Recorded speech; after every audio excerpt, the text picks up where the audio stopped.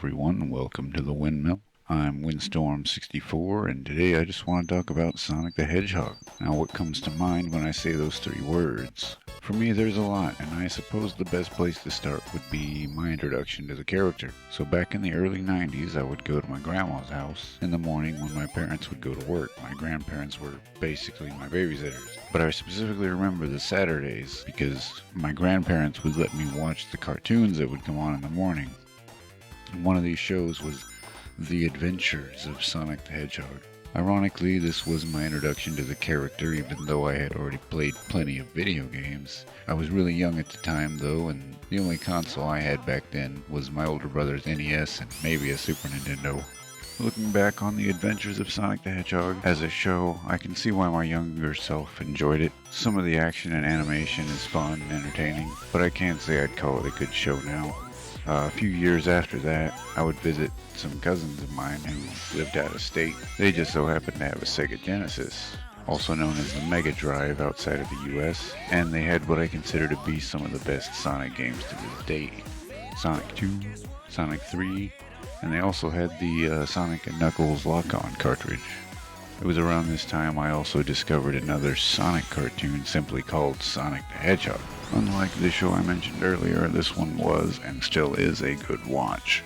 It's a bit grittier and takes on a more mature tone, with less emphasis on educational and moral messages and more emphasis on action and drama. For a long time, that's all the experience I had with Sonic the Hedgehog. That is, until the GameCube was released, and I played Sonic Adventure 2 for the first time. Shortly after playing it at a friend's place, I got my own copy, along with Sonic Advance for the GPA for a birthday or something. Oddly, I had a hard time tracking down a copy of Sonic Adventure 2. Even when it was still brand new, I had to go to 4 different Walmarts to find a copy.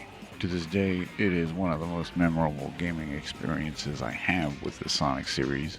Sonic Adventure 2 is what cemented the franchise as one of my favorites.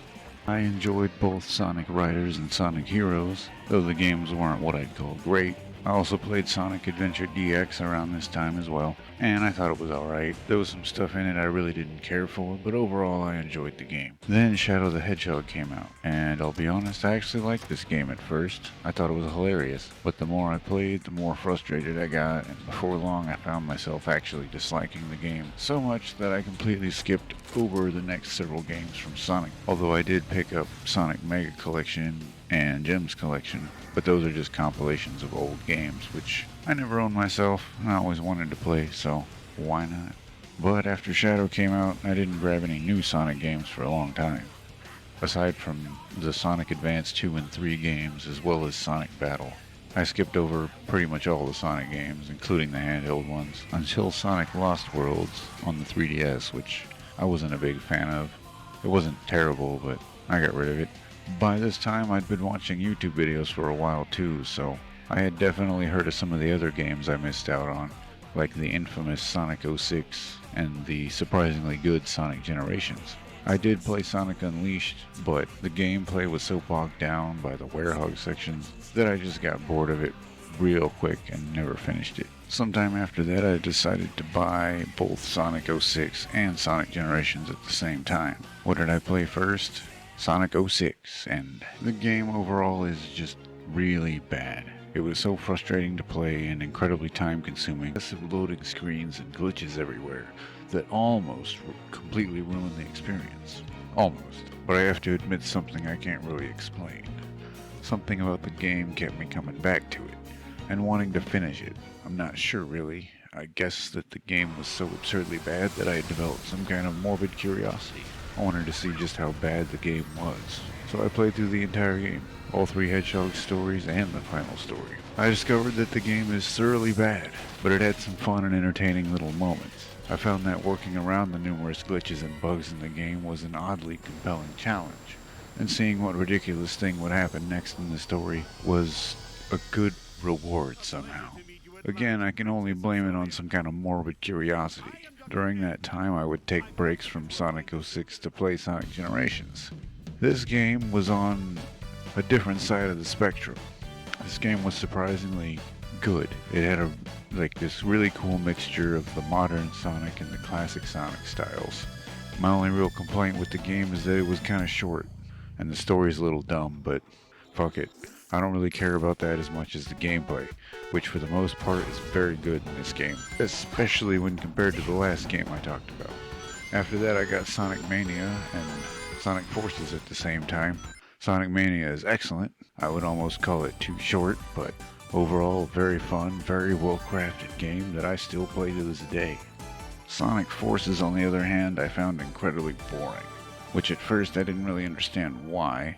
I mean, the gameplay is almost identical to Sonic Generations, which I literally just said I wanted more of. Once I completed Sonic Forces and started playing through with a different character, it started to make sense. The stage design was very derivative and generic, almost like I was playing a hack of Sonic Generations with a character creator tacked on. I ultimately didn't like this game so much, so once I had completed it a couple times, I gave it to a friend of mine's kid that I know because he likes Sonic. Since then I haven't played a new Sonic game, however I will be playing Sonic Frontiers as soon as I can.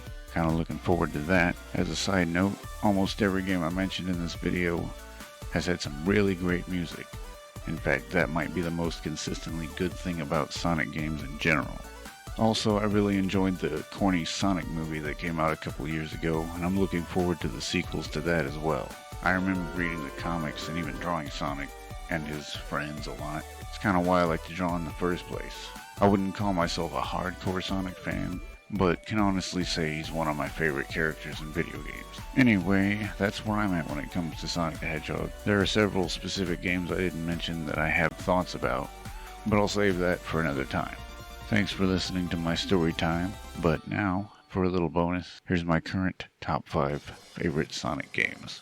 Number 5 is Sonic Generations. Number 4, Sonic the Hedgehog 2. Number 3, Sonic Adventure 2. Number 2, Sonic Mania. Number 1, Sonic 3 and Knuckles. That's it. Before I go, I just want to say sorry for the long break, and yeah, if you're confused, I changed the name of my channel recently. I have a short little update video that should be out already, or at least soon, to explain my absence and the name change.